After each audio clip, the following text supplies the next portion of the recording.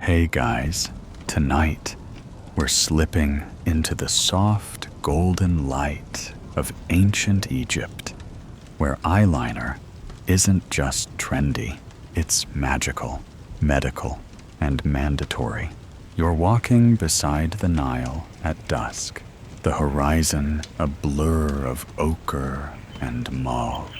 All around you are women and men with faces painted so precisely. They look like they've stepped off the walls of a tomb painting.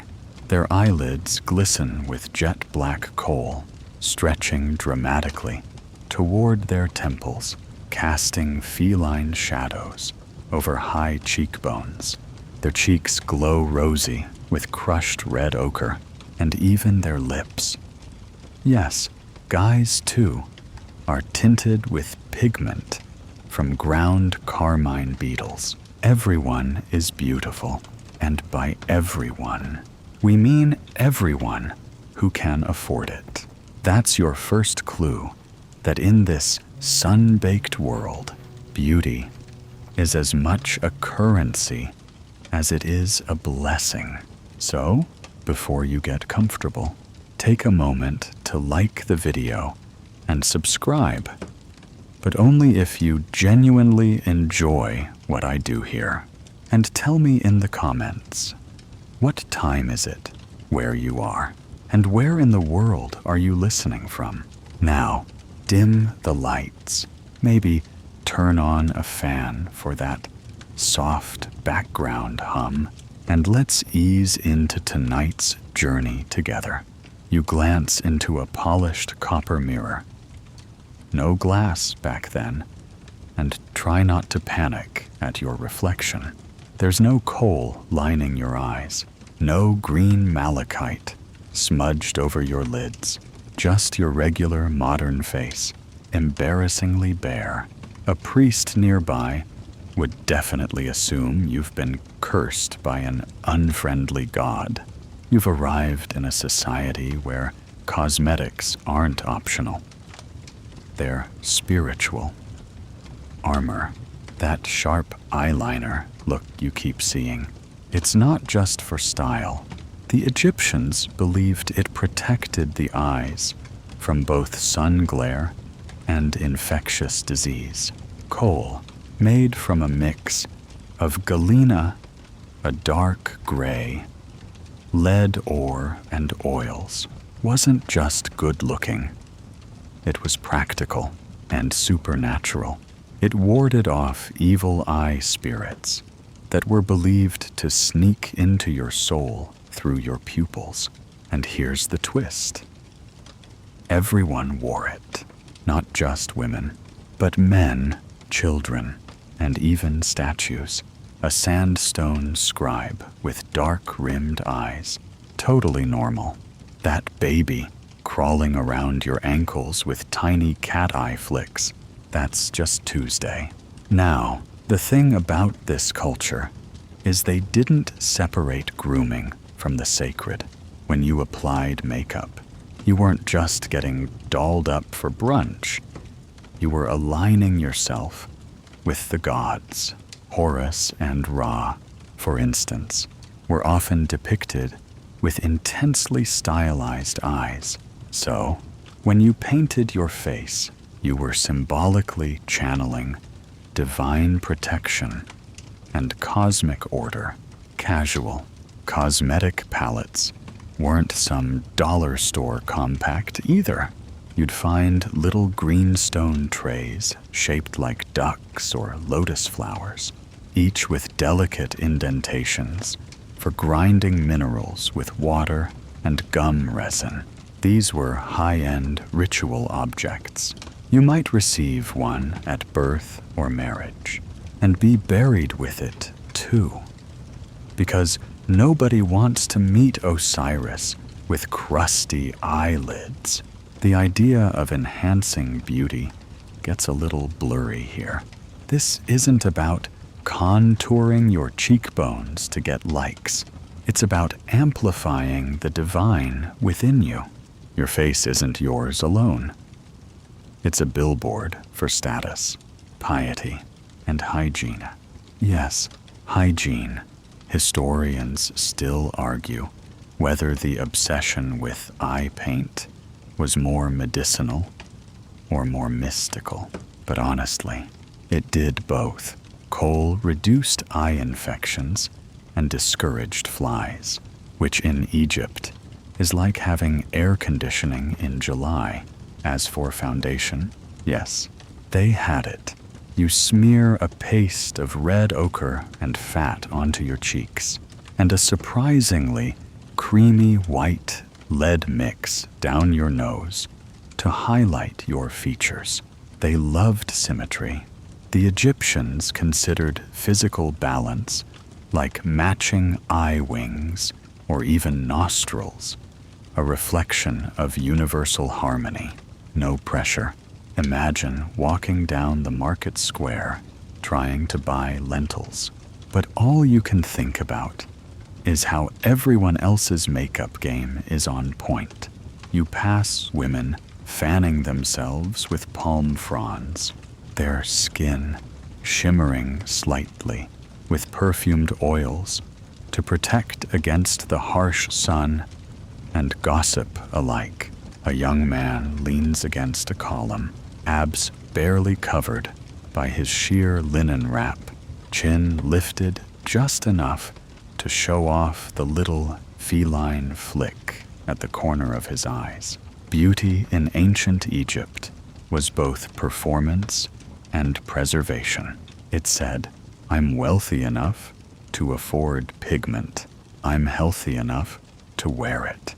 I'm God-favored enough to flaunt it." And you're trying not to sweat too obviously through your borrowed tunic. But not everything is smooth and silky. Ever heard of green malachite eyeshadow? It's gorgeous, earthy, vivid, mesmerizing, and also mildly toxic. Egyptians loved it, applying the mineral dust wet to their eyelids. Its color signaled renewal and the fertile floods of the Nile, but too much could cause skin irritation. So, beauty meant walking a delicate line between glow and danger. It's hard to overstate how central makeup was to everyday life. Entire workshops were dedicated to grinding pigments and pouring them into small alabaster pots sealed with beeswax. You might even find servants whose job was just to maintain your cosmetic supplies. Fancy. But here's a strange little detour. Not everyone used the same stuff. The rich had imported lapis lazuli from Afghanistan, crushed into luminous blue for their eye accents. The poor, they used soot or charred almond shells. DIY beauty at its most desperate, and yet the aim was the same: to fit the mold of idealized Egyptian beauty. Whether you lived in a palace or a reed hut, even foreigners caught on. When Greeks and later Romans encountered Egyptian cosmetics, they were fascinated and sometimes horrified. One scroll describes a Roman matron disgusted by her Egyptian slaves' green eyelids. "Looks like mold," she wrote. Guess she wasn't ready for the Nile glemptison. Now, here's the best part. All of this makeup, this spiritual war paint, wasn't just for the living. The dead wore it too. Tombs reveal mummies with preserved makeup kits beside their wrapped forms. Even in death, you had to look your best. Eternity is a long time to have bad eyeliner. You rest your eyes now, feeling the weight of centuries of pigment on your lids. The air smells of warm oil and crushed minerals. The mirror winks at you again. Yes, that's you, with a green eyelid and a smoky black gaze, ready to face gods and gossips alike. One thing's clear. In ancient Egypt, beauty isn't vanity. It's survival, status, spirituality, and maybe a little extra sass. You run your hand along your scalp, only to find it smooth, no curls, no waves, no flyaways, just skin, cool and bald beneath the hot Egyptian sun. Don't panic. You didn't go bald overnight. You're simply participating in one of the most widespread and, let's be honest, surprising beauty practices of ancient Egypt. Everyone shaved their heads. Yes, even you. You're not alone. All around you, people, men, women, children are utterly bald. And it's not because hair products were in short supply. In fact, it's quite the opposite. In ancient Egypt, head shaving was a hygiene ritual, a fashion statement, and a marker of elite cleanliness. Hair was seen as a magnet for lice, dirt, sweat, and just general desert grime.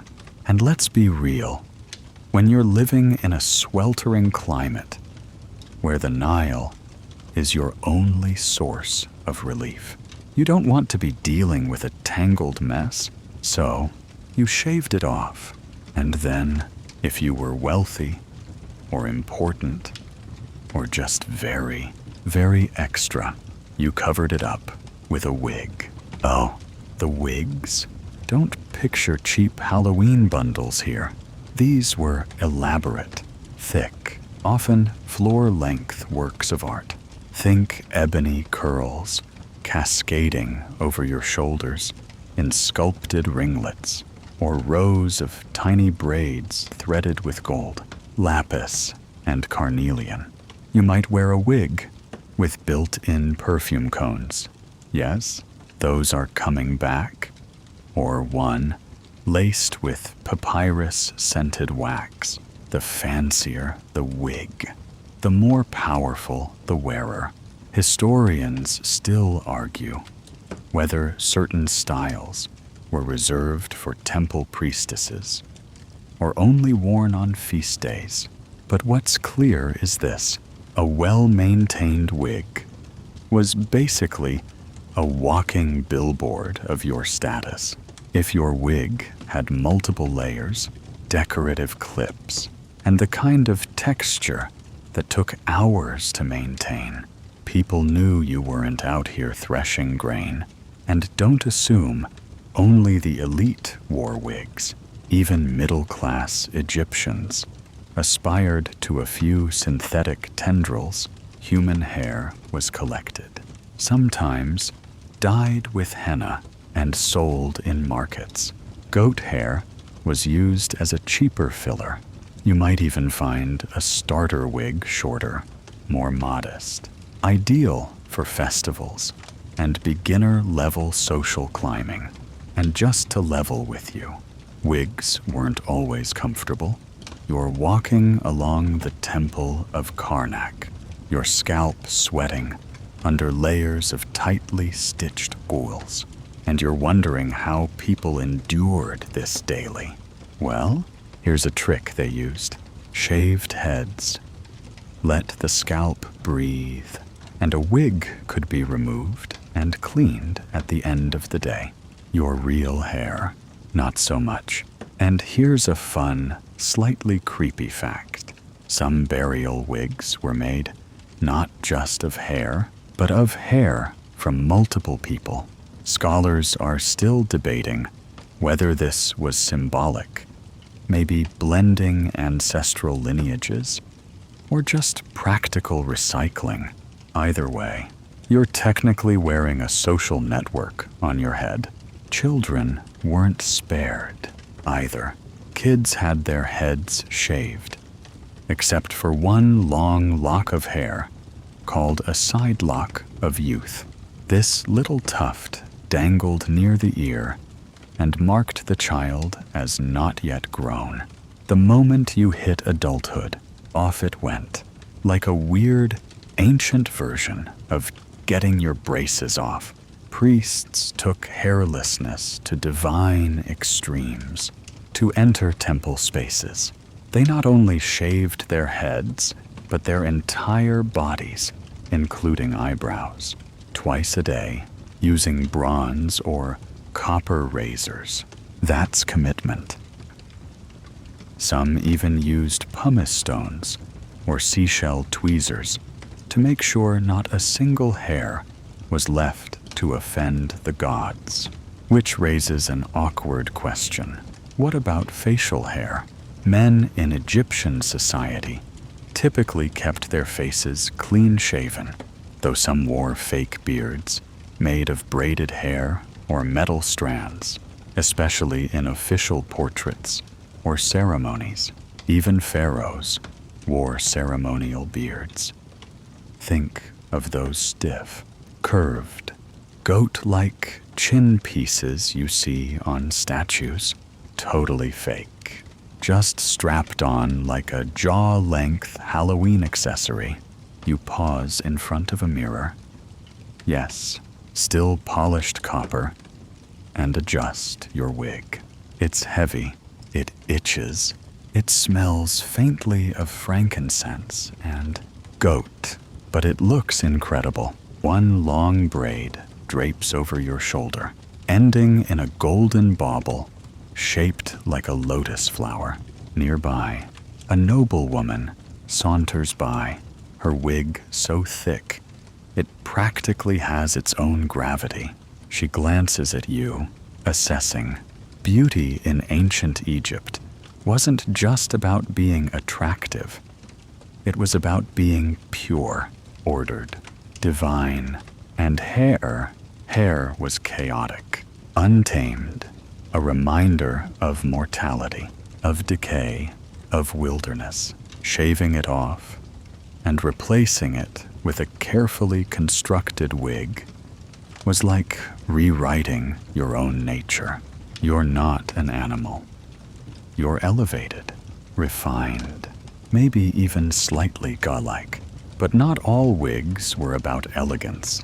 There were playful ones. Too, some women wore short, choppy wigs with bang-like fringes. Some men wore little ponytail styles when lounging at home. There's even a fringe theory among Egyptologists that humorous wigs were worn during festivals, brightly colored or oddly shaped ones meant to signal playfulness or parody. Ancient party hats, essentially. And here's your quirky curveball. Some wigs were scented from the inside, lined with fabric, soaked in perfumed oils. That way, as you moved through crowds, the wig would release a slow perfume. People wouldn't just see you coming, they'd smell your entrance. You reach up now, lifting the wig slightly off your scalp, to feel a breath of cooler air beneath it. Your bare head tingles. It's strange, but also freeing. Without hair, your skin absorbs the heat and scent and energy of the city. But with the wig, you become someone else, someone admired, someone important in this world. Appearance isn't surface. It's identity, it's ritual, and every strand of that wig tells a story of wealth, of hygiene, of faith, and fashion. You run your fingers once more along your smooth scalp and let the heavy hair fall back over your shoulders. You've arrived. You're beautiful. You're hairless. You're standing in the courtyard of a noble's house. The marble tiles cool beneath your feet when someone presses a small, waxy object into your hand. It looks like a dollop of buttery soap. pale and conical, shaped like a melting gumdrop. Before you can protest, they nestle it. Yep, right on top of your head. You're officially wearing a perfume cone. And yes, it's supposed to melt. At first, it's a little absurd. You feel like a scented cupcake, but as the afternoon heat deepens and the shadows lengthen, the cone begins to soften. A warm trickle slides down your bald scalp, carrying with it the earthy sweetness of myrrh, lotus, and cinnamon. It's thick, sticky, aromatic, and to Egyptians, deeply romantic. This isn't just some ancient Gog gift. In Egypt, perfume kones were both sensual accessory and spiritual offering, worn during banquets, celebrations, and religious rituals. Imagine rolling up to your friend's party, fully dressed in pleated linen, glistening oils, and a slow dripping perfume cone, gently seasoning the air around you. You're the life of the feast, and the best-smelling seat at the table. These cones were made of animal fat or beeswax, mixed with aromatic oils and flower extracts. The mixture was molded into a smooth dome or tall cone, sometimes dyed or decorated, and carefully perched on wigs or directly on shaved heads. As body heat melted the cone, the oils would perfume the skin and wig fibers, creating a long-lasting scent cloud that followed you through the evening. Bonus, it helped keep bugs away. Triple threat. Historians still argue whether these cones were literal or symbolic. Some say they were real and melted slowly. Others believe they appeared only in paintings as a kind of perfume emoji. But recent archaeology tipped the scales. Residue of actual wax was found in Amarna graves. Mystery meet evidence. Now, picture this.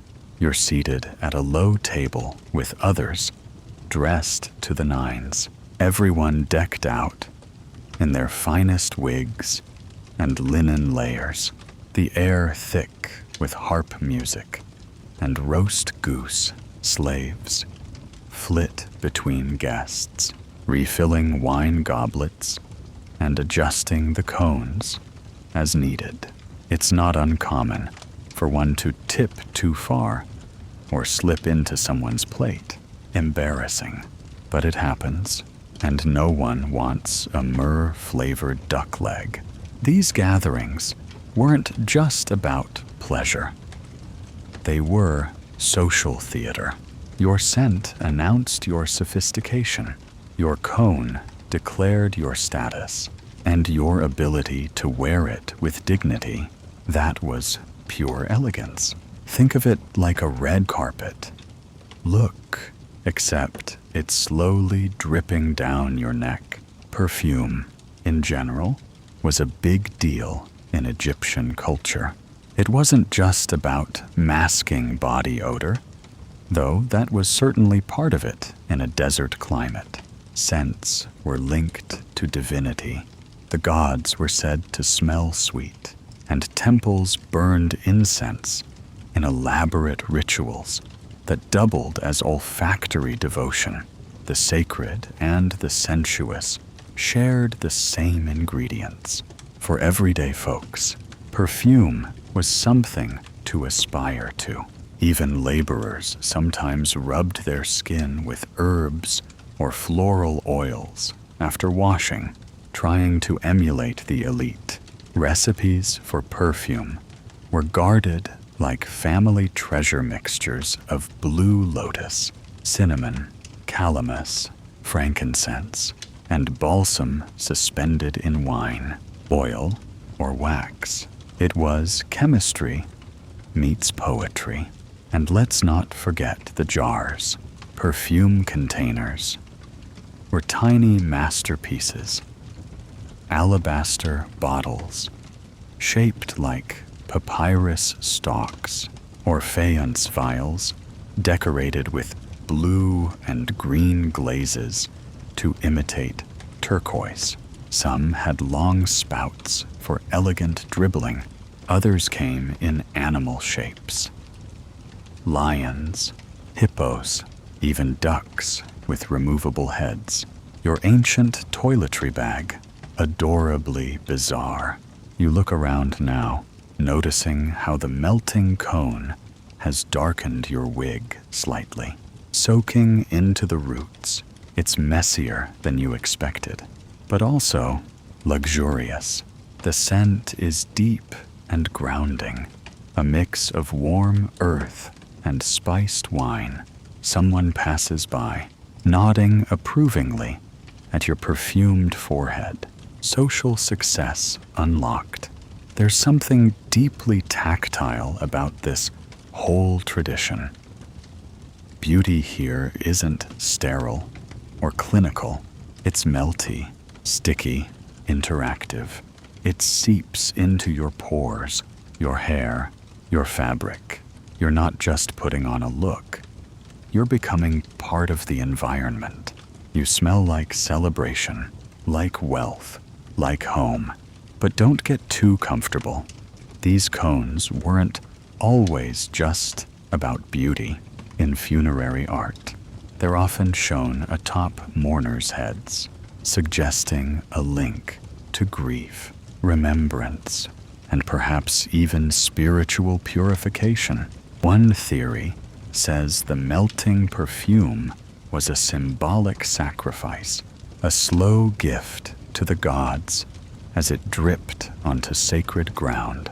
Or maybe, as some fringe Egyptologists like to believe, it was a way of communing with the dead, wearing fragrance that would help the soul drift into the afterlife, like aromatic wings, a scented passport through the veil. Of course, not everyone wore cones. If you were a temple worker, you might skip them in favor of plain oil or a tightly wrapped linen cap.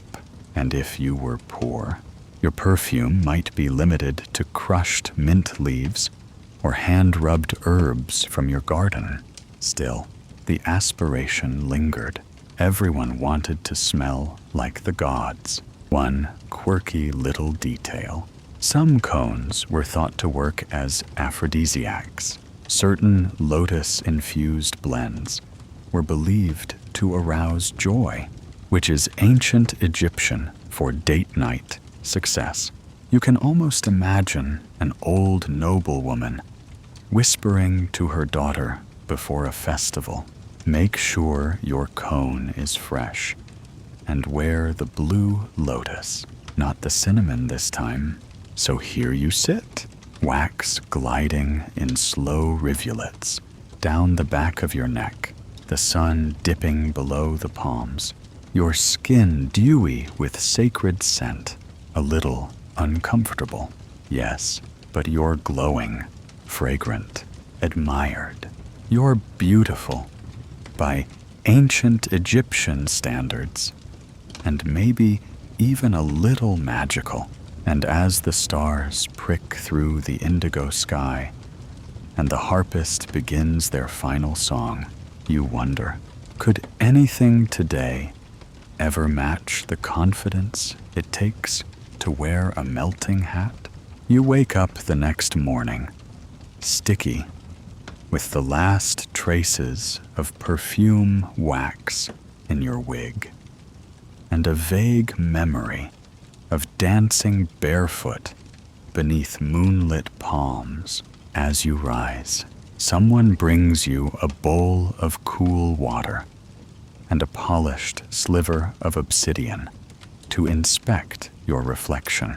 Your eyes, lined dark as ever, are still intact, but now your focus shifts lower to your shoulders, chest, and arms, and that's when it hits you. Everyone here seems to be glowing, not the kind of glisten from sweat or oils.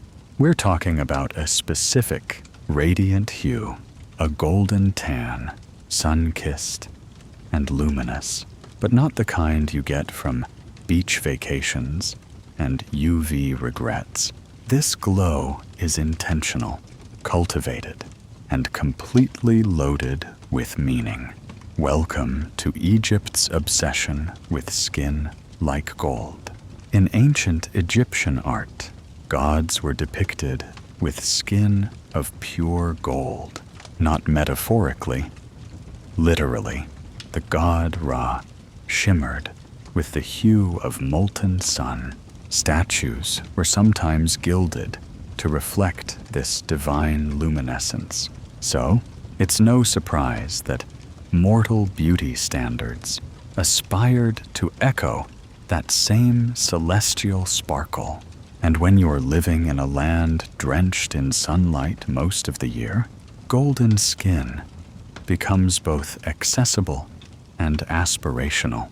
But it's not just about tanning. The Egyptians didn't lie in the sand, with papyrus magazines waiting to bronze. Instead, they reached for creams, salves, and powders, homemade concoctions intended to mimic or enhance the natural glow of tanned skin. A paste of ochre mixed with animal fat might be massaged into the skin to give it a warm, earthy tone. Women especially, elite ones, sometimes applied gold dust or mica for that extra shimmer. Think of it like the ancient world's highlighter. Apply to collarbones, forearms, maybe the tops of feet, if you're feeling bold. But here's the real twist. For women, ideal skin was a balanced hue. Not too dark, not too pale. Pale skin could signal laziness or sickness. Overly dark skin, especially for the elite, suggested too much outdoor labor. You wanted to look like you'd taken a walk through a garden, not harvested the wheat. Yet for men, the standards often flipped. Male figures in paintings are typically shown with reddish-brown or terracotta skin tones, a visual shorthand for masculinity, strength, and outdoor vitality. Meanwhile, women were portrayed with lighter, yellow-gold skin, not because they were all porcelain pale, but because that golden tone carried connotations of divinity, delicacy, and grace. So here you are, getting rubbed down by a servant with a paste that smells like honey, clay, and something faintly smoky. It tingles slightly. It's not just cosmetic. It's symbolic. You're being transformed into an ideal, one that says, I'm nourished, I'm protected, I'm favored by the sun, but not weathered by it. And let's not ignore the sunscreen factor. Yes, ancient Egyptians had it, not in a SPF 50 banana boat kind of way, but they did apply ointments to block the sun's harshest effects. One of the weirder and much debated recipes included crocodile dung, sour milk, and fermented oil. Sound awful. It was. Historians still argue whether this was real skincare or some fringe religious ritual gone awry. Either way, you're not putting that on your face today. You've got options. Elite women often used alabaster jars filled with perfumed creams, rich blends of castor oil, beeswax, and frankincense to keep the skin moisturized and luminous. Some added red ochre for a deeper tan effect, especially on the arms and legs. The goal was a kind of curated radiance, somewhere between golden idol and garden nymph, and cleanliness was part of the glow. Bathing was practically sacred. Most Egyptians washed at least once a day, twice if they could afford the water. They exfoliated with salt scrubs, massaged themselves with scented oils, and scraped off dead skin with curved bronze tools, smooth, radiant, and fresh. That was the look. You had to earn your glow. But don't assume everyone wanted the same color.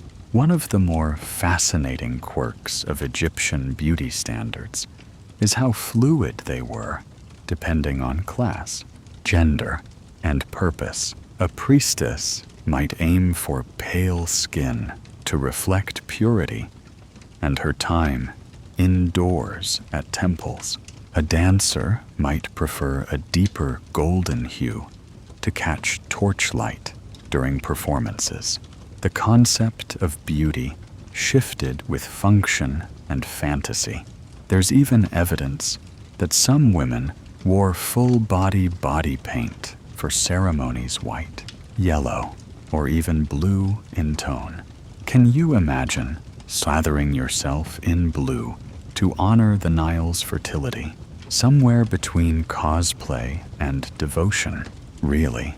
And skin tone wasn't just about color. It was about texture, too. Egyptians were obsessed with softness. Soft skin was youth. Soft skin was wealth. Soft skin was evidence that you weren't doing manual labor. You've never felt more motivated to moisturize. And so here you are, lounging in the afternoon shade, your limbs freshly rubbed with a coppery balm that smells of almonds and rain-wet earth. You look down and catch your reflection in a tray of wine, glowing, golden, nearly mythological. It's not just about looking good. It's about belonging. You've aligned yourself with Ma'at, the goddess of balance and beauty. You've embodied divine symmetry.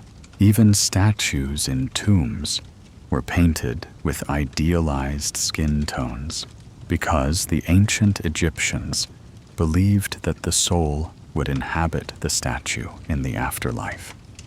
And obviously, you couldn't spend eternity looking ashy. Some statues even had layers of pigment touched up over the years, like celestial foundation. Reapplication. You're beginning to see it now. How beauty here isn't decorative. It's symbolic infrastructure woven through religion, class, and cosmic identity. You don't tan because it's summer. You glow because it connects you to the gods. So, as the evening wind cools your oiled skin, and the glow of your limbs deepens into bronze, you understand. In ancient Egypt, beauty wasn't just skin deep. It was soul deep. You're standing in a temple courtyard, sunlight filtering through stone columns, when something odd catches your eye. A mural elegantly painted, time-worn but vivid, depicts a woman dancing. Her arms sway, her hair flows, and your eyes are drawn to her belly button. No, really, it's front and center, exaggerated, perfectly round, framed like the golden spiral of some divine geometry. You blink, then notice it's not just one image. All around the temple walls, tomb art and sculpture, the navel takes center stage. Welcome to one of ancient Egypt's strangest aesthetic fixations, the belly button obsession. In a land ruled by symbolic detail and sacred proportions, The navel wasn't just a bodily feature, it was a locus of beauty, fertility, and even cosmological order. Think of it as the epicenter of elegance, the ancient equivalent of today's contouring highlight or runway collarbone. Except this was painted on sarcophagi, etched into statues, and literally celebrated in poetry. So here you are, trying not to gawk at the fact that every other piece of art seems to lovingly exaggerate this one detail. And you're not imagining things. The ideal Egyptian torso wasn't just slim. It was balanced around the navel, which had to be high, symmetrical, and softly indented like a perfect punctuation mark. In statuary, you see it all the time.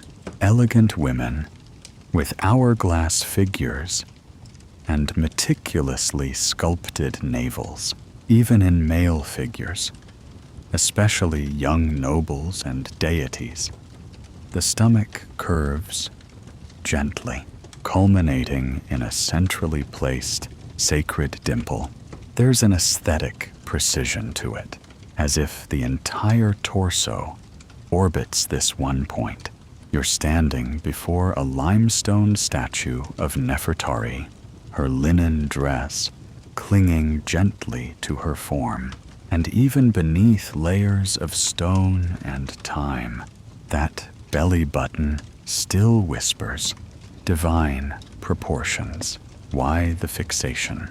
Well, part of it is mathematical. Ancient Egyptian artists relied on canons of proportion, specific grids that divided the human body into units. The navel often aligned at a critical point in this geometry, right where the 13th unit would fall on a 21-unit figure. Not too high, not too low. Balance, harmony, symmetry. It wasn't just art, it was cosmic math. But the obsession also had deeper meanings. The navel symbolized birth, life, and fertility. After all, it's the literal scar of origin, where life was nourished in the womb. For a civilization fixated on rebirth and resurrection, this little detail held symbolic weight. In some religious texts, the god Khnum, creator of human bodies, was said to mold people on a potter's wheel, forming their navels with intentional care. That's pretty intimate. And in a culture where women's bodies were often tied to agriculture, cycles, a beautiful belly button could be a sign of favor from the gods. Some temple dancers even adorned their navels with tiny pieces of jewelry beads, rings, or painted dots, a sensual little sparkle that said, "I'm desirable, I'm sacred, I might also summon rain if I feel like it." Here's your quirky fringe theory for the night. Some scholars think Egyptian midwives used belly buttons as health indicators. If your navel was clean, centered, and round, it meant you were healthy. Off-center, shallow, something might be wrong with your humors or internal balance. Now, there's no hard proof on that, but it would make sense for a culture that read signs from stars, birds, and even dreams. You're sitting now with a group of noble women, reclining on cushions, sipping diluted wine. One leans over, adjusting her sheer linen gown in such a way that it subtly reveals her midriff. And there it is again, her navel polished with a dab of perfumed oil, catching the candlelight. A quiet statement, tasteful, purposeful. But not all navels were created equal.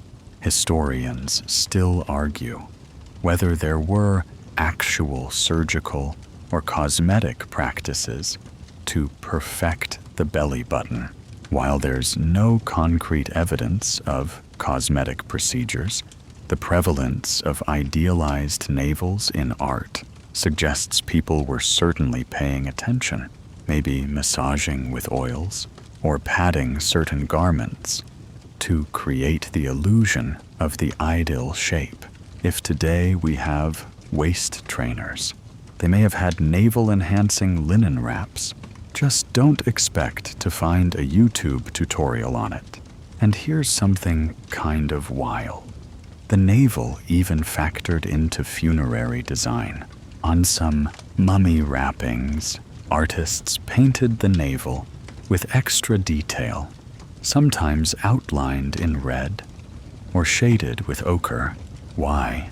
Possibly to signal eternal fertility.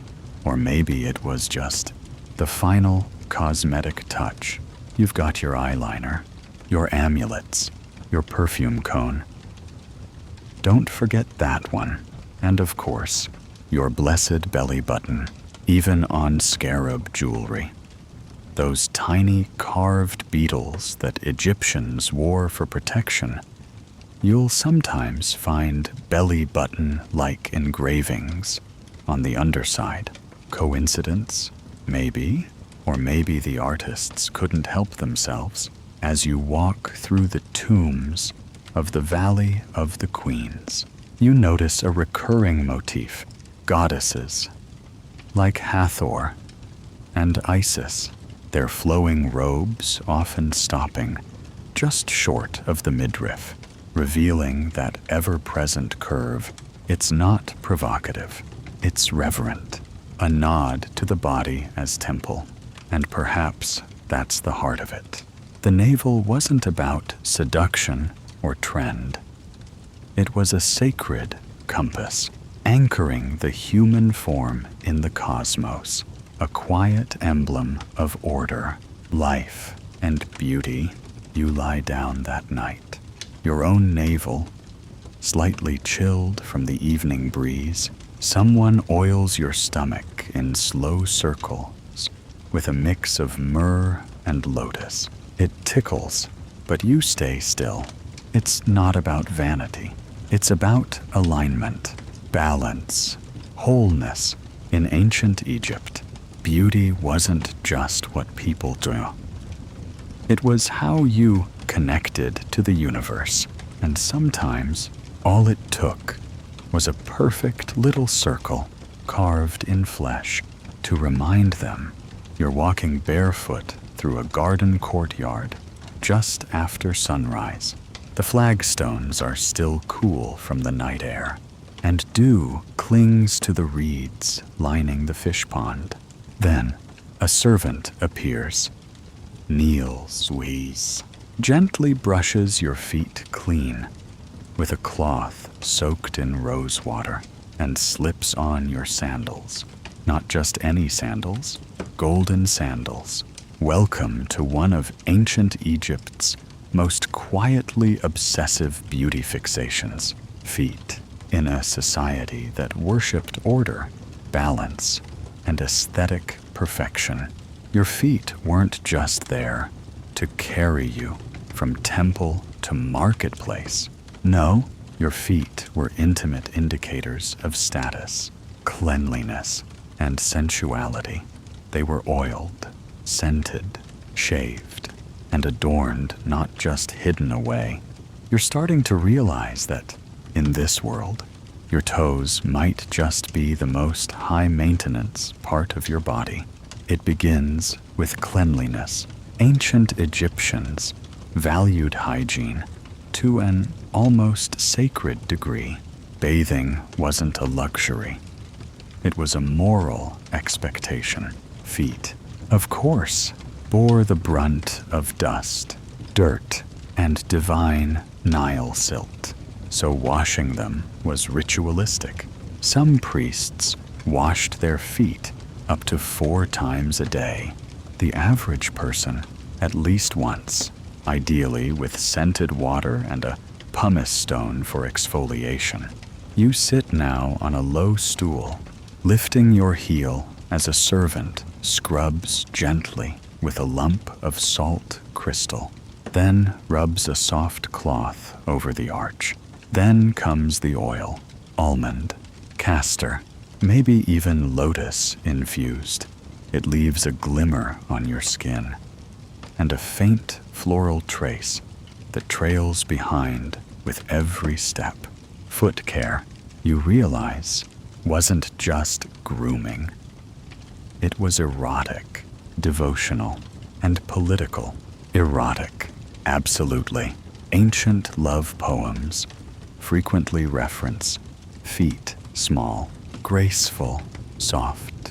One famous verse refers to a woman's foot as smooth as the petal of a blue lotus. There are tomb paintings of lovers touching each other's feet, which today might seem niche, but back then was downright romantic. And there's a particular Egyptian term, peti, meaning foot or footstool, that appears in love, poetry, and royal propaganda alike. Pharaohs were said to trample enemies beneath their feet, symbolizing total domination. At the same time, a beloved might be invited to rest her feet upon my heart. Same word, very different vibes. Which brings us to sandals. You probably think of sandals as utilitarian, functional, maybe even a bit meh, but not here. Egyptian sandals were statements of identity. They were made of papyrus, leather, reeds, and for the very wealthy, gold, silver, or even painted ebony. Some had woven straps adorned with beads or semi-precious stones. Others were etched with images of enemies. So every time you walked, you symbolically crushed your foes underfoot. Savage. There's even one known example of sandals made for Queen Hatshepsut, carved with images of bound Nubians and Asiatics, their limbs awkwardly splayed beneath the sole. Subtle? Not at all. Effective? Absolutely.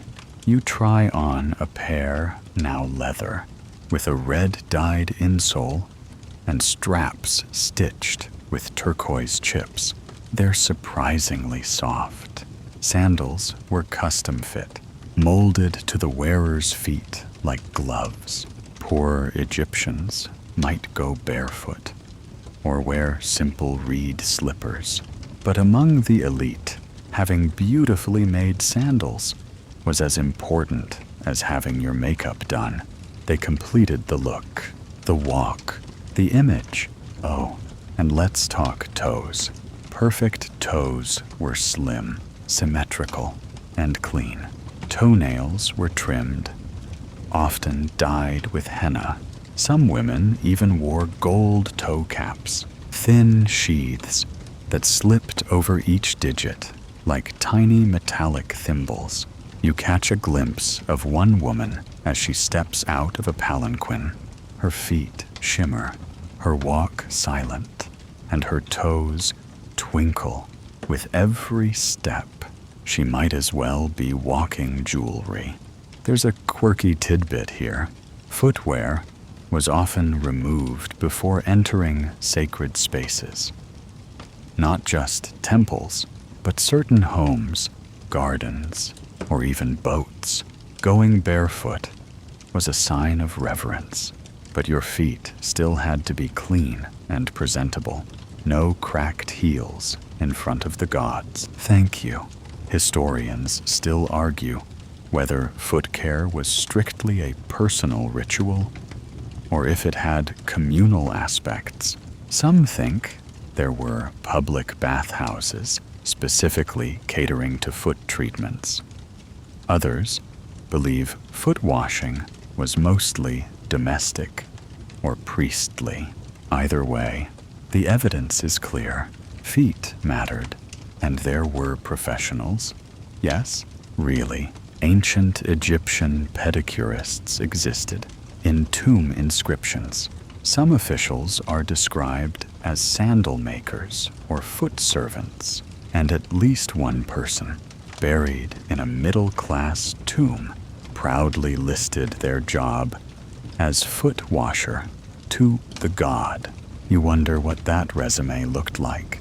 You're sitting now on a river barge, warm breeze rustling your linen robe, and you notice the woman beside you, dipping her feet into the Nile. She lifts them again, beads of water slipping down her heels, and a maid rushes forward to dry and oil them. It's not about vanity. It's about sacred care. The body, after all, is a temple. Even the arches of your feet deserve reverence. Oh, and here's something wild. There were foot amulets, small charms carved from lapis or carnelian, shaped like feet, or sandals, worn around the neck or wrist. Protection in the form of a step.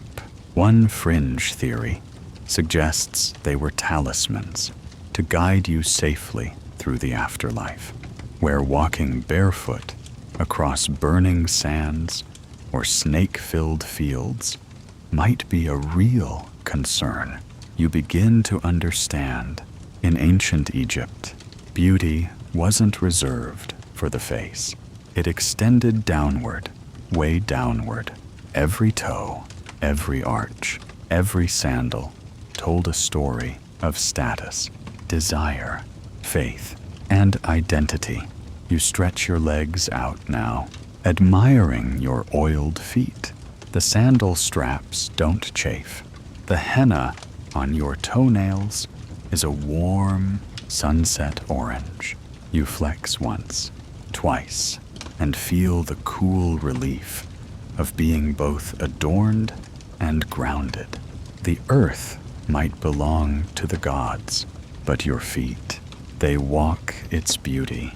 You're standing in a sunlit courtyard, ready for your morning beauty routine.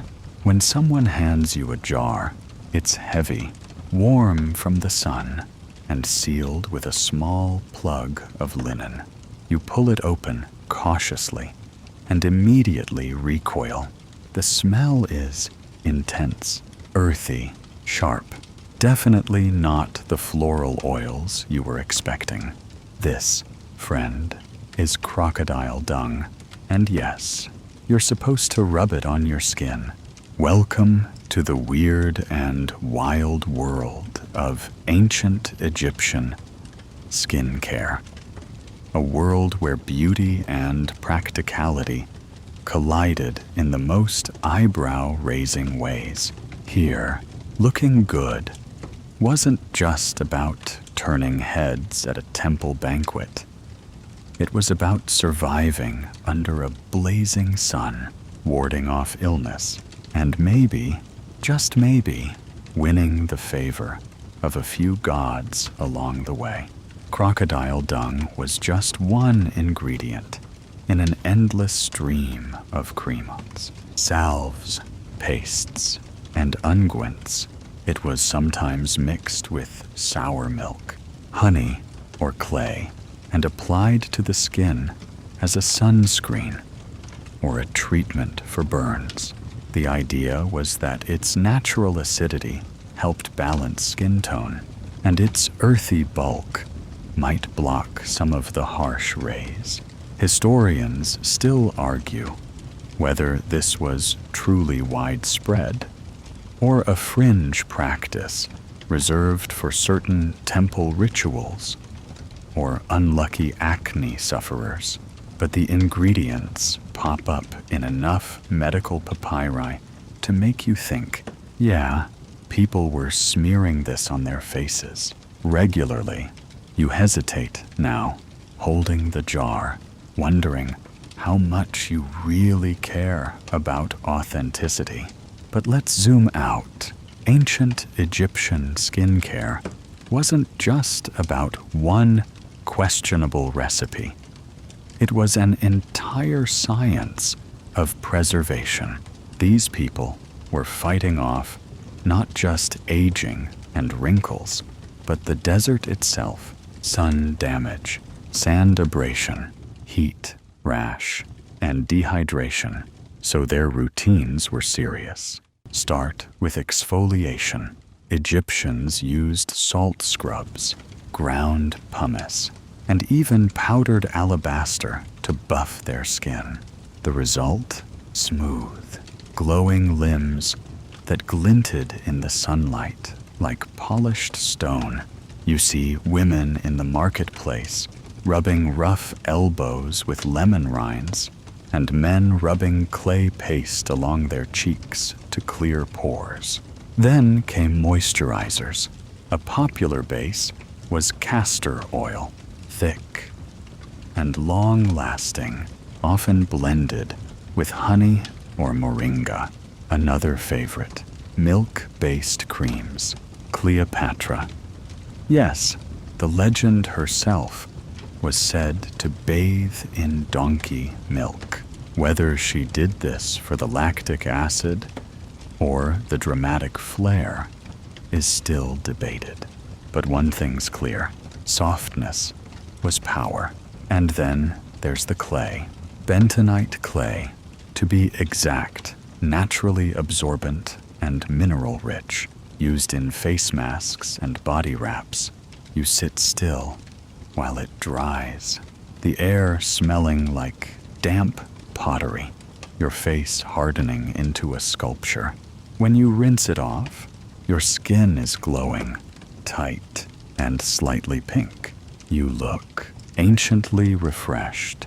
But let's not forget about acne.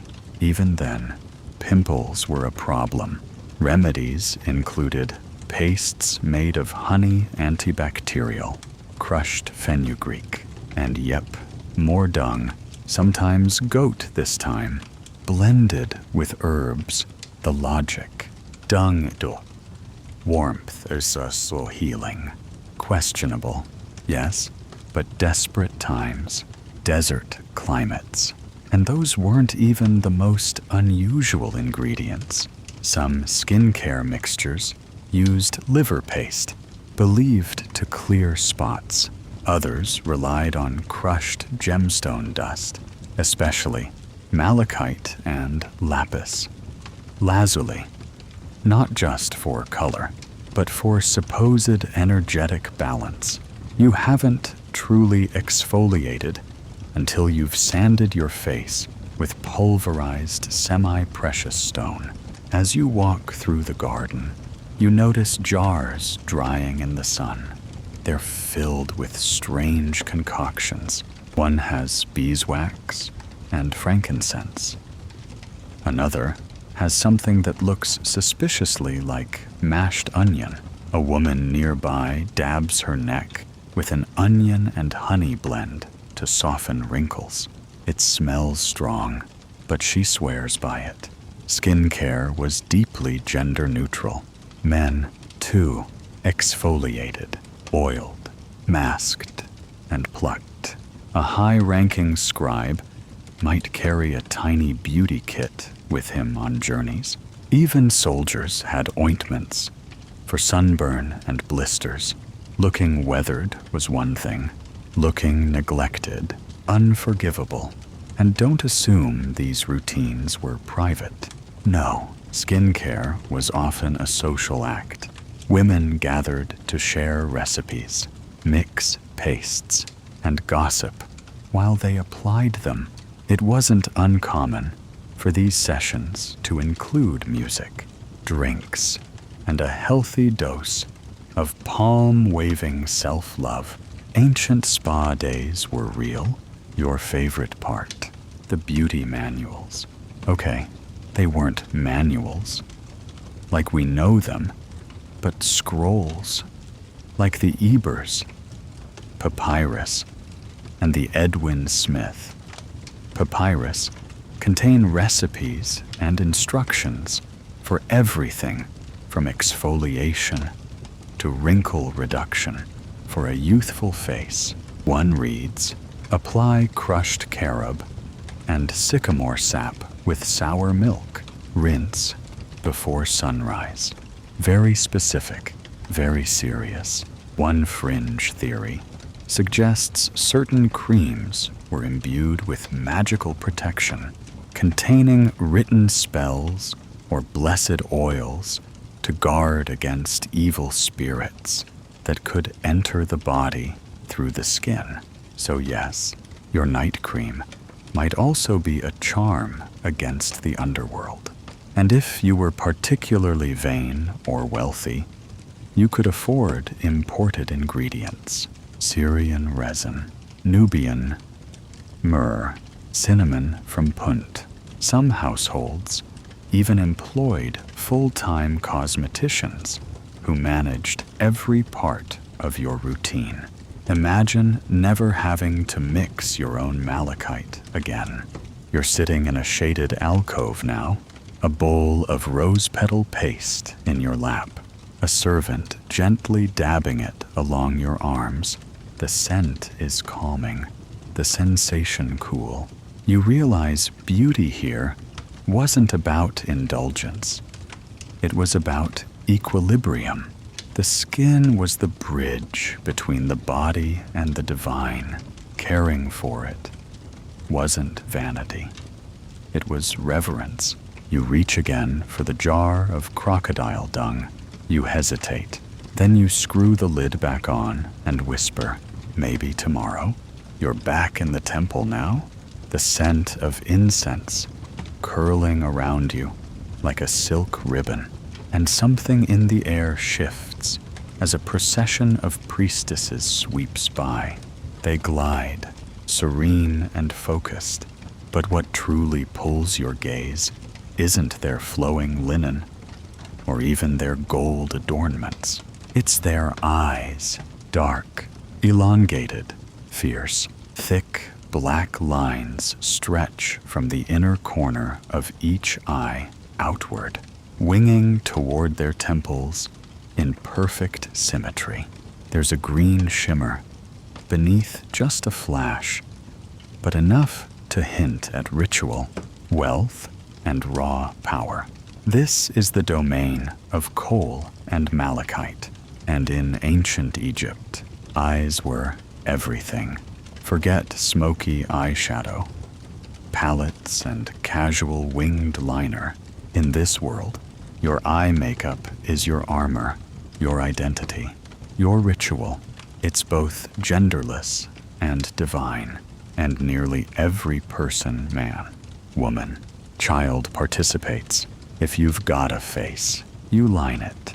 You sit before your bronze mirror. Now, your reflection warped but familiar. A small tray lies in front of you.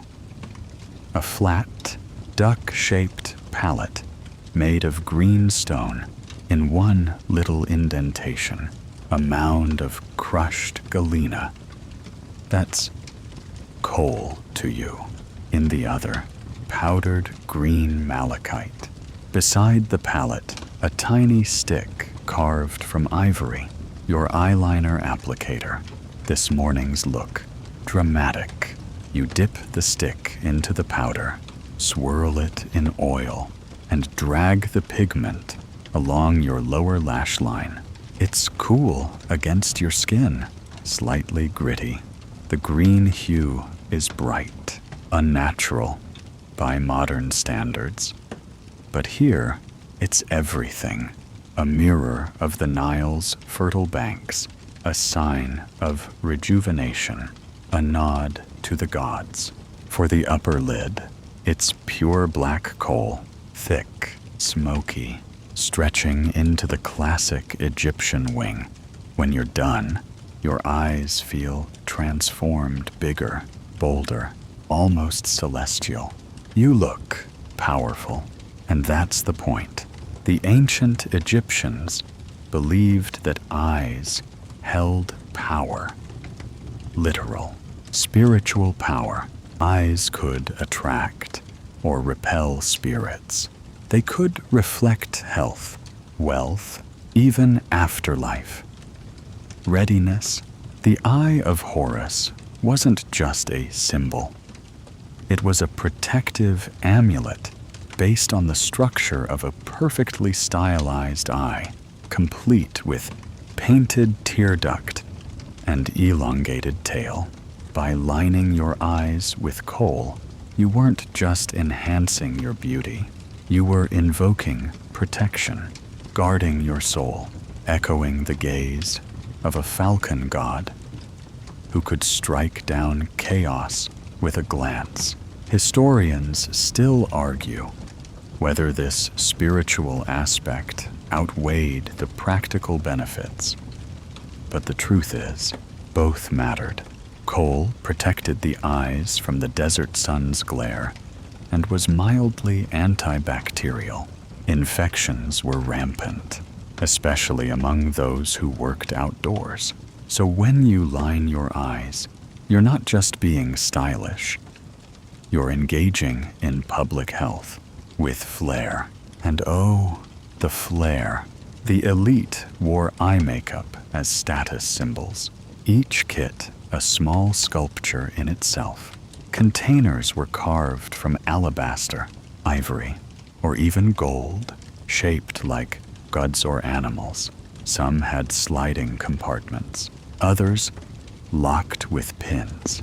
A few were so ornate that you wonder if they ever saw actual use or were simply carried like modern designer bags. Ancient flex. You notice now that a scribe nearby is adjusting his liner in the reflection of a bronze blade. Yes, even bureaucrats wore eyeliner. In fact, many official portraits depict pharaohs and officials alike with deeply lined eyes. These weren't soft, blended looks. They were bold, declarative, sharp. Lines that said, "I see you, I see beyond you." Here's a fun twist. The styles varied over time. In the Old Kingdom, the look was slightly more subtle, thinner lines, with a strong emphasis on the lower lid. By the Middle Kingdom, the wings were sweeping halfway across the temple. Come the New Kingdom, we're in full-blown Cleopatra mode. Heavy, black, dramatic greens, even blues for those with access to lapis lazuli dust. And yes, men sometimes outdid the women. Ramses II's tomb shows him with kohl so intense it borders on theatrical, and he wasn't alone. Priests, dancers, soldiers, even tomb builders wore it. One fringe theory suggests it also served as a kind of social equalizer. With the same painted eyes, everyone could be temporarily divine. But not everyone had access to the good stuff. Poorer citizens used charcoal or burned almond shells mixed with water or oil. The result was still striking, though it might smudge faster in the heat. You pass a young farm girl in the market, her eyeliner slightly uneven, her fingers stained black from applying it without tools. Still beautiful, still protected. And then there were those who took it even further. Some dancers and entertainers wore elaborate eyelid tattoos, mimicking the look of permanent eyeliner. There's evidence, though, limited, of tiny pins and ink-based instruments used for cosmetic tattooing. Historians still debate whether this was widespread, but even the idea of ancient permanent makeup is enough to make your beauty-loving heart flutter. You sit now at a temple's edge, your eyes catching the midday light. Someone nods at you approvingly. Another asks what blend you're using. You tell them, Galena from the eastern desert. mixed with gum resin and lotus oil. They're impressed because in this world, eyes are the centerpiece. They're not just for seeing, they're for being seen. They're portals to your essence, your lineage, your soul. And you've just joined a lineage stretching back thousands of years, a lineage of lined eyes, smoky lids, and spiritual glamour. You don't just look the part, you feel it. So go ahead, bat those ancient lashes. You're back in the dressing room of a bustling household, and someone hands you a bundle of fabric lango, lightweight, nearly translucent linen. It slips like water between your fingers, soft and cool. Despite the heat outside, you unfold it and realize it's not one garment, but a long rectangular sheet. No buttons, no seams, just an endless possibility of wraps and folds. Welcome to the wardrobe of ancient Egypt. You step into it, or rather, you wrap it around you, improvising as you go, tucking here, folding there, until it clings across your waist and drapes just below your knees. Someone adjusts it, looping it tighter to show off the subtle definition of your hips. You catch your reflection in a polished tray of water. You look effortless. In ancient Egypt, beauty wasn't loud, it whispered, and nothing whispered more sensually, more strategically than linen. Fine linen wasn't just fabric, it was status, identity, and style woven together. It fluttered in the breeze like papyrus leaves. It revealed and concealed in perfect proportion, and the cut all about waists, slim, tight, symmetrical. For women, the ideal figure was long and narrow, with small breasts, narrow hips, and most importantly, a visible waist cinched tightly with a belt or wrap. That belt wasn't just to hold things in place. It was a visual anchor. Men, too, wore belted tunics or kilts, the linen folded to flatter lean torsos and muscular legs. You see a nobleman adjusting the knot at his waist, the fabric cut precisely to draw the eye to his flat stomach. But your outfit isn't complete. A servant brings over a basket filled with glinting objects, jewelry, and not just a ring or a simple necklace. We're talking layers. You select a wide collar, first made of faience beads in turquoise, lapis, and coral red. It fans over your collarbones like a personal sunrise. Then come the bracelets, one for each wrist, then another for each upper arm, anklets, toe rings, even a tiny clasp for your linen wrap, shaped like a sacred scarab. The idea here isn't minimalism, it's balance, symmetry. Ma'at.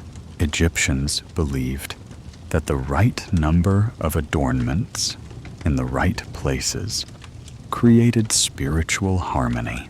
You weren't just decorating yourself, you were tuning your body like a harp. Even your walk became rhythmic. Anklets clicked softly with each step. And here's something fun. Jewelry wasn't gendered. Men wore just as much as women. A priest might wear an elaborate beaded collar, earrings, and 4 rings to a festival. A scribe might wear a thin chain with a hieroglyphic charm for luck. Even children were adorned often with amulets shaped like frogs or eyes to ward off sickness and keep them cute in the eyes of the gods. You slip on a ring shaped like a lotus flower. It's not valuable by modern standards, but it holds power, symbolic weight, because every item here isn't just pretty. It means something. The lotus equals rebirth. The ankh is life. The eye equals protection. The fly equals courage in battle. Even your bracelet probably has a story woven into it, one that guards your health or amplifies your beauty. Fringe theory moment.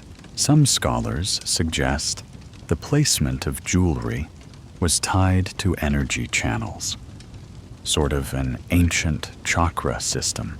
Bracelets near the pulse points, collars near the throat, rings on fingers tied to specific deities. The idea being, align your accessories, align your soul.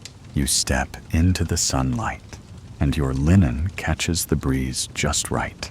The fabric clings for a moment, then flutters, hinting at your shape, but never shouting it. This was the elegance of Egyptian dress, suggestion, not exposure. Even their eroticism was quiet, softly whispered, and there was practicality too. The fabric breathed, the fit allowed movement, and if things got too hot, a quick splash of water across the cloth created a natural cooling system. You're starting to realize ancient Egyptian fashion was basically early stage climate tech. Even colors mattered. White was the most common symbol of purity, status, and luxury, since bleaching linen took effort. But the rich might wear dyed fabrics in pale blues, greens, or saffron. These were rare, though, since natural dyes faded quickly in the sun. Still, you spot a noblewoman today in a soft pink wrap, and it turns heads, not for its flashiness, but for its quiet defiance of the standard. Now, imagine a festival day. You're dressed in layers, a long linen skirt, a sheer overskirt, and a beaded net tunic over it all. Your jewelry jingles as you walk. Your arms shimmer with oil.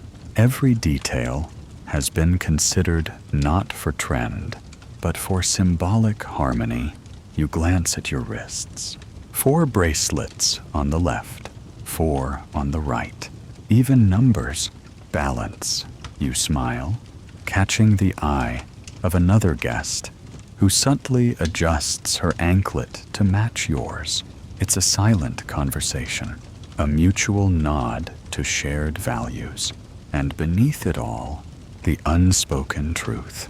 Beauty here isn't flashy, it's arranged, a dance of fabric and metal, skin and scent, all composed to reflect the universal order. You sit now on a garden bench, the sun low, your linen dress glowing like papyrus in late light. You feel the weight of your jewelry, but it's a comforting weight, like armor made of flowers. You don't need to speak. Your body speaks for you. It says, I am seen, I am balanced, I am beautiful. You're waking up to birdsong, a gentle breeze slipping through the shutters, and a terrible taste in your mouth. Your breath could probably knock out a god. Fortunately, you're in ancient Egypt, and these people do not play around with oral hygiene. You shuffle over to a polished copper mirror, open your mouth, and immediately regret it. Luckily, someone hands you a bowl of powdered stone, a twig with frayed ends, and a paste that smells like mint and myrrh. This morning, you're diving into the strangely advanced, occasionally terrifying world of ancient Egyptian dental care, where beauty wasn't just skin deep, it was tooth deep. Because, let's be real, in a society that idealized cleanliness, symmetry, and elegance, your teeth were no exception. You weren't expected to blind people with your smile, but you were expected to have clean, white teeth and fresh breath. And in a land where bread was more stone than sponge, that was no small feat. Start with the basics. The bread problem. Egyptian bread, a staple of nearly every meal, was often ground with sandstone and stored in dusty conditions. That meant their food regularly contained tiny bits of grit and rock. Over time, that ground down teeth like sandpaper. By the time most people hit their 30s, their molars were flatter than a pyramid brick. So, they adapted. They got proactive.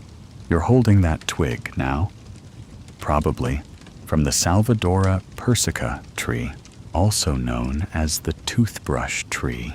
You chew one end until it frays into a kind of primitive brush, then dip it into a powder made of crushed rock salt, minta, iris petals, and sometimes powdered ox hooves. You scrub, and surprisingly, it works. Your teeth feel cleaner. The salt disinfects, the mint refreshes, and the iris adds a faint floral note to your breath. You're starting to understand why this routine mattered. And here's the kicker. These weren't folk remedies. Some of the earliest known dental hygiene instructions come from Egyptian medical papyri. One ancient formula reads, "Crush the myrrh and natron together and rub it on the teeth for whiteness." Clinical, functional, no nonsense. But there's more. For whitening, people used ground pumice or powdered quartz. It worked, sort of, but it also eroded enamel. So ancient smiles were often pearly white, but delicate, like polished marble about to crack. Let's talk mouthwash.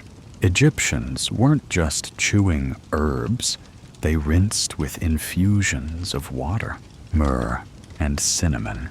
One popular rinse included wine mixed with pomegranate peel and mint.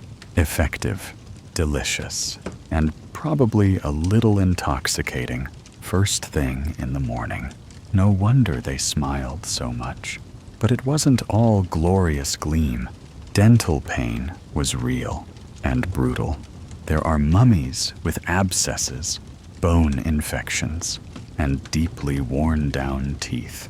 You wince as you imagine chewing tough meat with a mouth full of ancient sandpaper. And while they didn't have dentists in the modern sense, there were healers who specialized in teeth. The Ebers. Papyrus, one of the oldest medical texts in the world, includes several toothache remedies. One involves packing the tooth with crushed onion and incense. Another suggests a poultice of cumin and fig sap. Historians still argue whether these tooth doctors actually performed surgeries or just offered herbal treatments, but evidence from mummies shows rudimentary drilling and possible tooth extraction with no anesthesia. Just let that sink in for a moment. And then there's the matter of breath. Fresh breath was a huge deal. In love poetry, lovers are described as having breath sweeter than lotus petals. A common compliment to women was that their mouth smelled like milk and cinnamon. Imagine trying to flirt after a day of goat herding and barley soup, you'd better be carrying your mint leaves. People chewed clove buds, cinnamon bark, cardamom, and even frankincense crystals to freshen breath. Some upper-class Egyptians kept tiny perfume cones just for the inside of their mouths. Yes, tiny waxy pellets you would press to your palate to melt slowly, releasing fragrance, cheeky and effective. And let's not forget aesthetics. Having even teeth, neither too big nor too small, was ideal. In statues and art, you'll rarely see teeth depicted, but in private, elites obsessed over spacing and shape. Some fringe scholars believe there were attempts at primitive braces using gold wire to tie loose teeth together. No hard evidence, but it's not hard to believe, especially in a culture that pioneered surgical tools and embalming techniques. You're now seated at a noblewoman's table. Post-lunch, she's handing out what look like small candies wrapped in papyrus. You unwrap yours. It's a lozenge made from honey, peppermint, and powdered fennel. You let it dissolve on your tongue, and just like that, you're minty fresh. It's easy to assume ancient societies didn't care about things like oral hygiene, but Egypt proves otherwise. Your mouth was a gateway to food, to words, to prayer. Keeping it clean wasn't vanity. It was essential, and perhaps most telling of all. Toothpicks. You find them everywhere. In tombs, carved from bone, wood, or ivory. People carried them. Like you carry your phone. Poking, cleaning, perfecting, even in death. Some mummies were buried with toothbrush twigs and powder jars. Can't meet Osiris with morning breath. Now can you? You smile now, your teeth smooth and slightly sore from the gritty paste. Your breath, not half bad. Someone catches your eye across the courtyard and smiles back. One of those slow, confident Egyptian grins. And in that moment, you get it. A clean mouth wasn't just polite. It was a weapon, a symbol, a secret signal of care, charm, and cultivated confidence. You rinse once more, spit delicately behind a papyrus bush, and return to your day, gleaming, minty, anciently alluring. The scent hits you before the door even opens, warm, heady, clinging to the air like invisible silk. It's hard to name it exactly. Some combination of blue lotus, myrrh, frankincense, maybe even cinnamon. But it's unmistakably Egyptian. This isn't just a perfume, it's an experience, a declaration. You step into the room and are immediately wrapped in layers of fragrance, and not from one source. Everyone here is wearing something different, and yet it all weaves together in a tapestry of sacred smells and seduction. In ancient Egypt, scent wasn't an accessory. It was identity.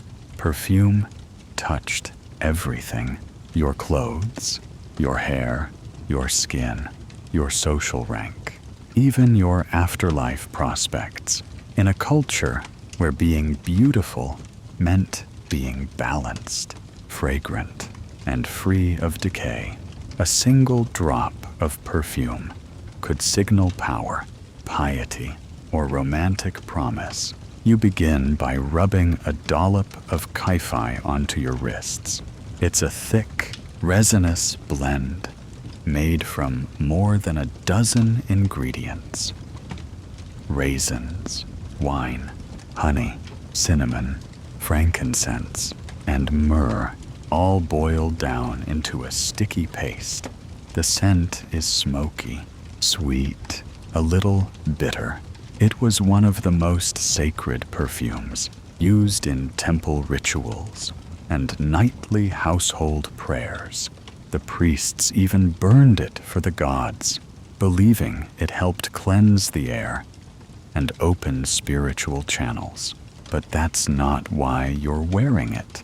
You're wearing it because it's hypnotic, and because that noble over there is absolutely wearing something sharp and floral lotus oil, probably.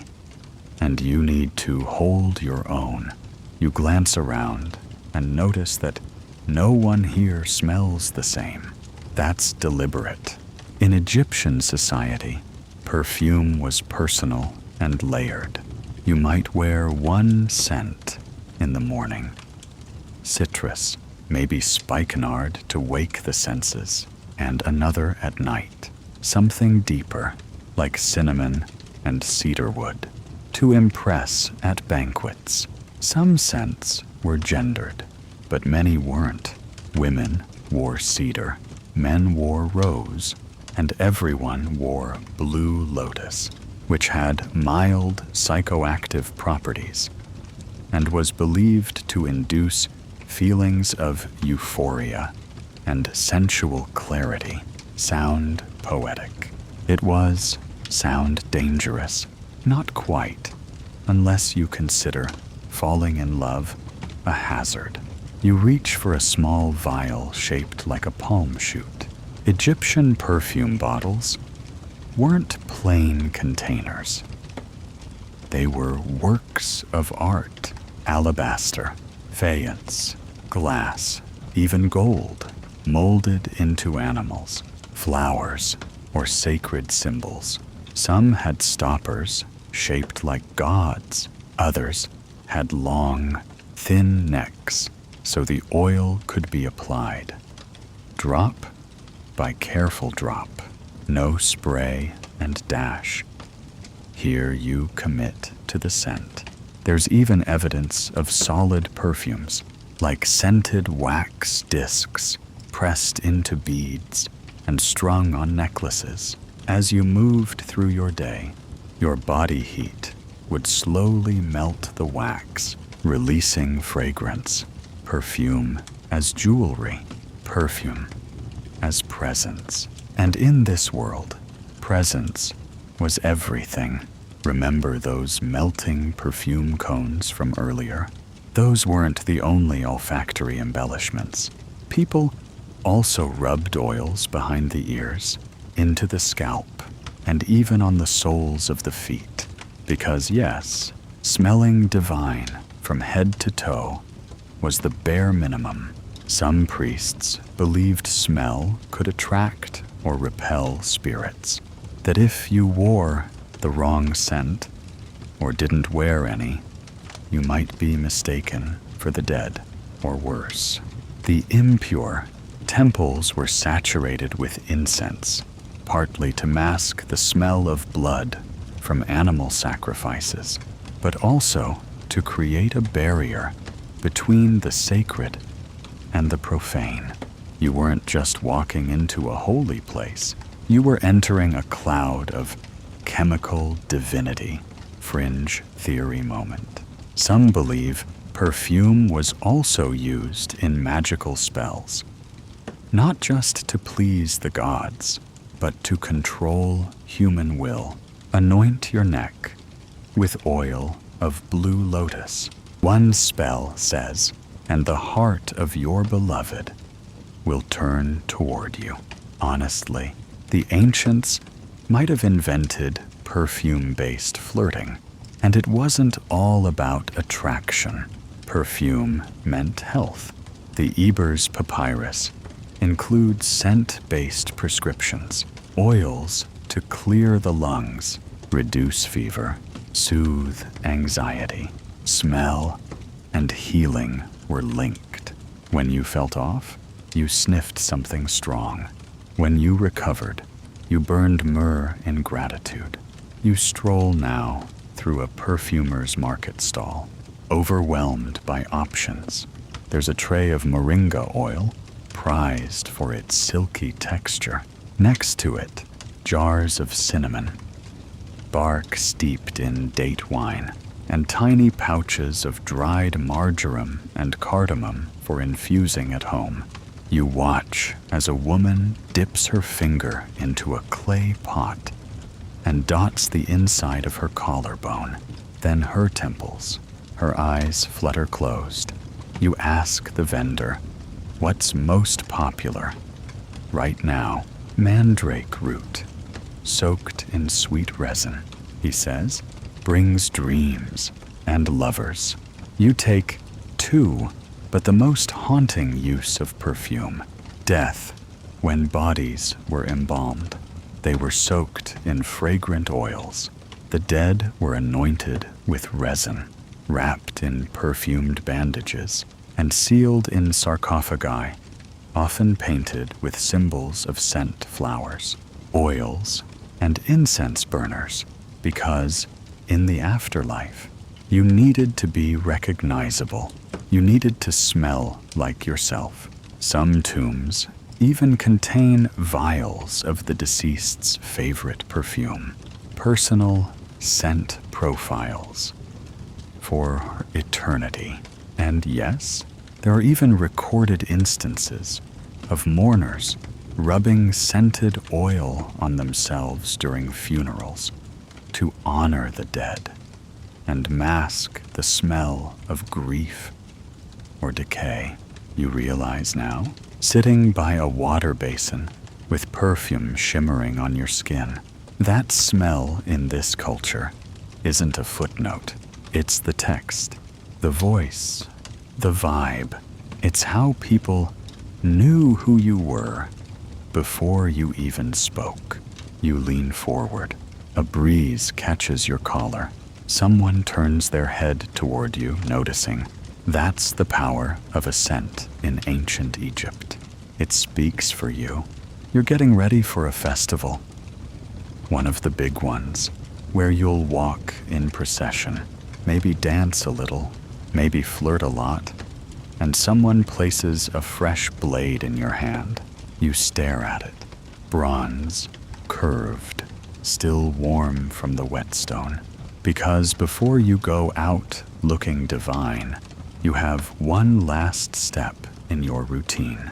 Shave absolutely everything. Hair, unacceptable. Armpits, legs, arms, chest. And yes, that too, in ancient Egypt, the ultimate symbol of refinement. Beauty and piety was smooth. Hairless skin. Body hair wasn't seen as alluring. It was considered dirty, bestial, chaotic. And Egyptians were all about order ma'at. Remember, hair was disorder. Hair was wilderness, so you scrape it off. But don't panic. You're not alone. Men shaved, women shaved, priests shaved. Even children had their little fuzz plucked or scraped. Some fringe theories even suggest that infants were ritually shaved as part of their naming ceremonies, though that one's still up for debate. What we do know is that hairlessness equaled cleanliness, and cleanliness equaled spiritual worthiness.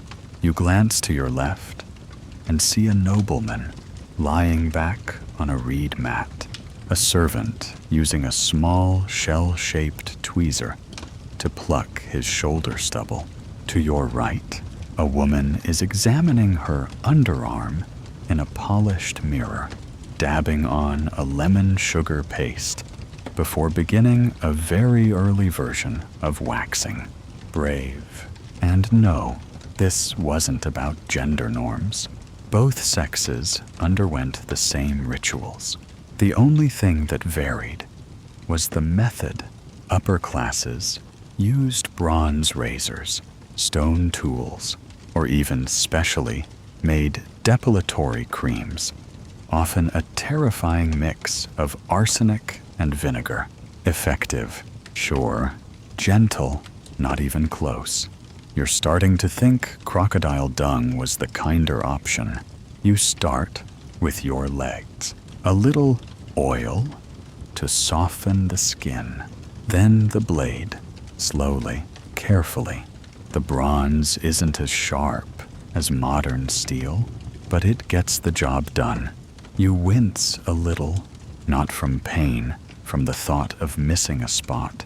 Because missing a spot, that's shameful. The Egyptian eye was trained for symmetry, perfection, and that included your legs, your arms, your everywhere.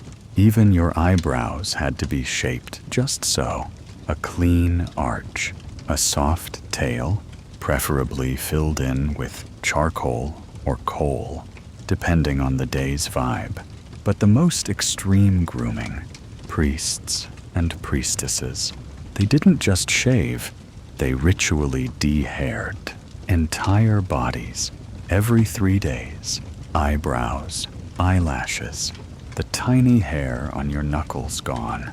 The body was to be a vessel of divine energy, and divine vessels could not have stubble. Some sources